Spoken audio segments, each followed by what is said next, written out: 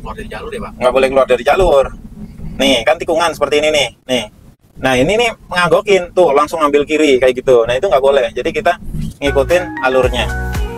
Kembali lagi dengan channel Queen versus mengemudi. Kali ini saya akan berbagi tutorial mengenai session jalan raya, bahwa belajar mobil itu harus safety, harus aman, nyaman, kita bawa sendiri maupun diboncengin atau bawa penumpang.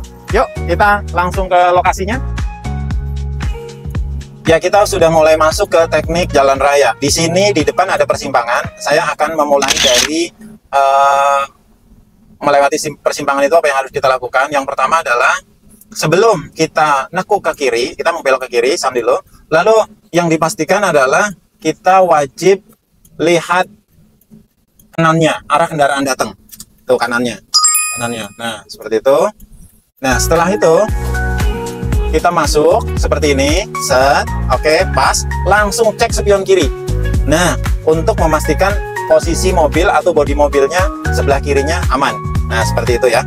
Caranya seperti itu kalau masuk ke jalan raya. Nah, secara pandangan, secara penglihatan kita, itu yang lebih bagus apa? Yang lebih bagus adalah, caranya adalah kita sering-sering duduknya nyaman seperti ini, lalu kita sering-sering lihat jauh depan dan dekat. Jadi jauh dekat gitu pandangannya. Terus mata kita harus jelalatan. Nah itu jelalatan tuh apa bahasa Indonesianya ya yang bagus? Aktif ya, mata ya aktif ya. Tapi lebih ke apa ya? Lebar pandangannya, jelalatan lah gitu ya. Set gitu. Jadi semuanya dilihat gitu. Nah spion itu kenapa harus sering-sering dilihat? Karena bagi pemula itu untuk memastikan posisi mobilnya adalah pas, makanya kita sering-sering lirik spion kanan dan kiri. Nah, cara ngelihat spion itu hanya 1 detik. Jangan sampai lama begini, kanan lama gitu kan, itu nggak boleh. Karena nanti akan mengganggu proses pandangan depannya. Dan biasanya kalau melihat spionnya lama, itu pasti oleng. Nah, seperti itu ya. Sama dengan setir juga ya? Sama. Dan jadi nanti mempengaruhi otak karena pas, apalagi kalau depannya udah deket, momennya itu biasanya udah oleng atau ada lubang atau apa gitu. Kelamaan lihat spion, kagok depannya gitu. Nah, pada saat di jalan-jalan rusak seperti ini, maka kita kurangi kecepatannya. Kalau memang masih bisa hindarin.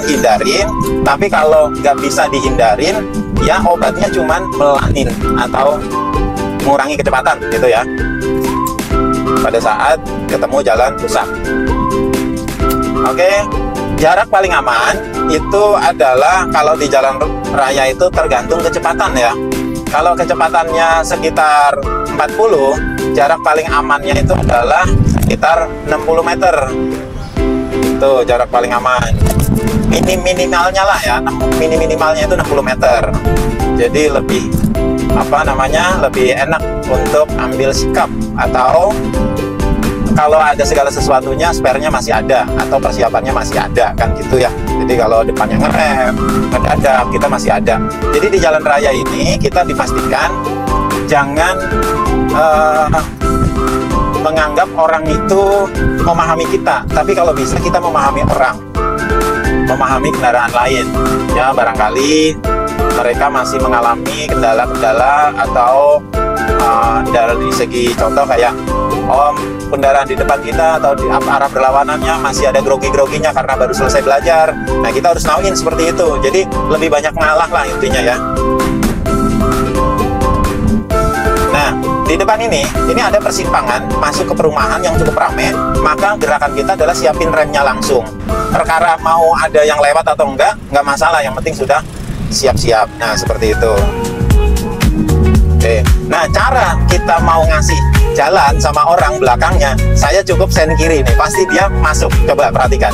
Nih, saya sen kiri, ya kan? Saya sen kiri, tapi dipastikan depan sananya arah ke sini itu longgar. Nih, contoh kayak gini nih, saya sen kiri. Set. Lalu saya ngiri sedikit. Nih. Oh, karena rame jadi nggak bisa masuk. Nah, makanya itu contoh kalau memang rame ya dari depan sana. Tapi kalau longgar, kita sen kiri masih langsung masuk. Nih perhatikan tuh mobil sampingnya, tuh pasti langsung masuk. Tuh Caranya begitu. Nah, atur jarak. Set. Jarak yang paling ideal adalah mentok-mentoknya adalah kita masih bisa ngelihat bumper mobil depannya. Ya, seperti itu jaraknya. Jadi nggak usah pusing-pusing.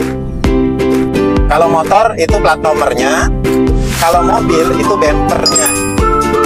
Ya, perlu dicatat. Kalau motor itu plat nomornya, kalau mobil itu bumpernya. Jarak paling ideal atau paling terdekatnya dengan moncong mobil kita depannya ini, gitu ya. Nah, seperti itu. Itu langkah-langkahnya biar kalian nggak pusing-pusing. Ya, deketnya seberapa sih, atau takut kejauhan nanti diklaksonin, atau takut kedeketan malah nyenggol kan, gitu ya. Jadi di sini dipastikan bahwa kalian pada saat di jalan raya ya itu teknik-tekniknya seperti itu. Jadi nggak terlalu pusing buat ngatur posisi jaraknya.